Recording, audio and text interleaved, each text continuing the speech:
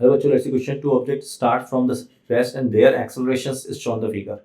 The time when their relative velocity is zero again is. तो बच्चों, अगर अपन बात करें यहाँ पर एक्सेलरेशन की, तो एक्सेलरेशन टाइम ग्राफ हमको गिवन किया हुआ है. 80 ग्राफ हमें दिया हुआ है. 80 ग्राफ. अब 80 ग्राफ के अंदर होता क्या है बेसिकली, अगर अपन देखें तो चेंज इन वेलोसिटी जो होती है del V by del T, यही आपके पास एक्सेलरेशन होता है ना. तो जो एरिया अंडर कर्व होता है वो हमें क्या दिखाता है, एरिया अंडर कर्व हमें चेंज इन वेलोसिटी दिखाता है. क्या दिखाता है? Change in velocity. Change in velocity. अब बोल रहा है रिलेटिव वेलोसिटी कहाँ जीरो होगी, हमसे बोल रहा है. तो रिलेटिव वेलोसिटी किसी भी दो ऑब्जेक्ट की अगर हमें रिलेटिव वेलोसिटी निकालना है तो रिलेटिव वेलोसिटी क्या होती है बच्चों? V A minus V B. और ये जीरो हो जाना चाहिए, यानी कि दोनों की वेलोसिटी बराबर होना चाहिए. तो ये हमारा की कॉन्सेप्ट हो गया. ठीक है, ये हमारा. अब चलो आ जाओ, देखते हैं कब दोनों की वी ए बराबर वी बी होगी. अब ढंग से अगर देखो तो दोनों स्टार्ट रेस्ट से हुए हैं. ठीक है, अब दोनों स्टार्ट रेस्ट से हुए हैं तो हम वो एरिया निकाल लें हैं जो दोनों के बराबर एरिया है. दोनों एरिया बराबर हो, वो एरिया निकाल लो आप, सिंपल. तो अब अगर अपन देखते हैं यहाँ से, तो अपन को क्या कैलकुलेट करना है. ग्राफ अगर मैं बनाऊँ यहाँ पर, इस तरह से बनाया हुआ है. एक ग्राफ ऐसा है और एक कर्व ऐसा ऐसा.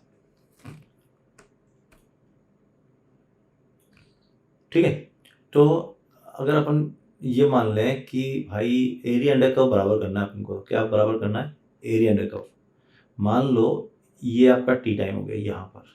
ठीक है, एरिया अंडर कर्व क्यों बराबर करना है? क्योंकि वेलोसिटी वहीं बराबर होगी दोनों की जहाँ पर एरिया अंडर कर्व बराबर होगा, क्योंकि एरिया अंडर कर्व किसको दिखा रहा है? Change in velocity.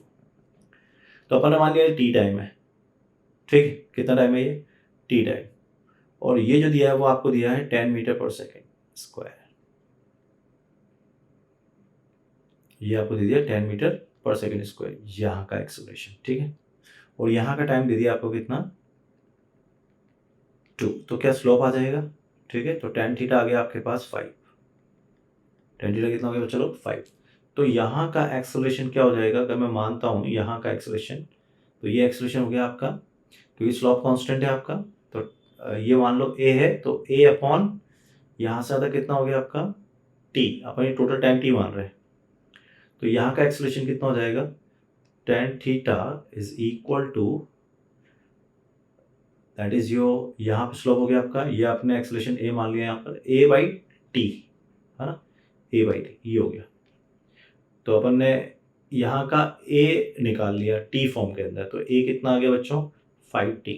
ठीक, अब ये मान लेते हैं कि जो एरिया अंडर कर्व है, कौन सा एरिया अंडर कर्व मैं बनाऊँ आपको अगर दिखाऊँ यहाँ पर, तो एरिया अंडर कर्व कौन सा हो गया? एक तो बच्चों ये यहाँ से तक का, तो इसका एरिया अंडर कर्व इतना हो जाएगा इतने टाइम के लिए, टी टाइम के लिए. ये एरिया अंडर कर्व हो गया इतना. ये किस वाले के लिए हो गया? फर्स्ट. ये हो गया आपका फर्स्ट वाले के लिए एरिया अंडर कर्व. ठीक है, और सेकंड वाले का एरिया अंडर कर्व जो होगा वो ये होगा, ट्रायंगल फॉर्म वाला. ठीक, तो अगर मैं राइट करके दिखाऊँ आपको यहाँ पर थोड़ा सा, तो ये एरिया अंडर कर्व किसका है? ये वाला जो मैं ऑब्लिक लाइन से रिप्रेजेंट कर रहा हूँ, ये वाला. ये एरिया अंडर कर्व हो गया आपका 1 का. तो निकाल लेते हैं A1 का एरिया अंडर कर्व. तो A1 का एरिया अंडर कर्व,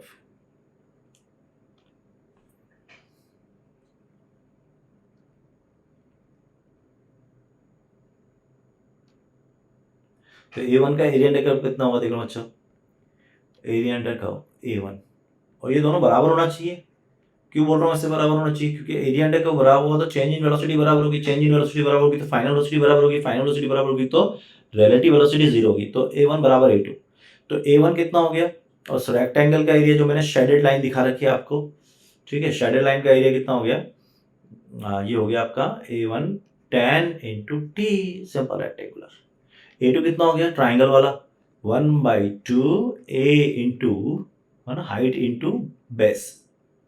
ये अच्छा, लेकिन a कितना है 5t, so 10 into T is equal to 1/2 5 into T, तो टी स्क्वायर हो गया, एक टी से एक टी उड़ा दो इधर से, तो टी इक्वल टू कितना हो गया बच्चा लोग 4 सेकेंड।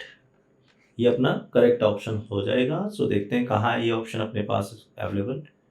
तो क्वेश्चन जो है वो दिख रहा है आप लोगों को, सेकेंड ऑप्शन करेक्ट है ना। So this is second option is correct. Best of luck.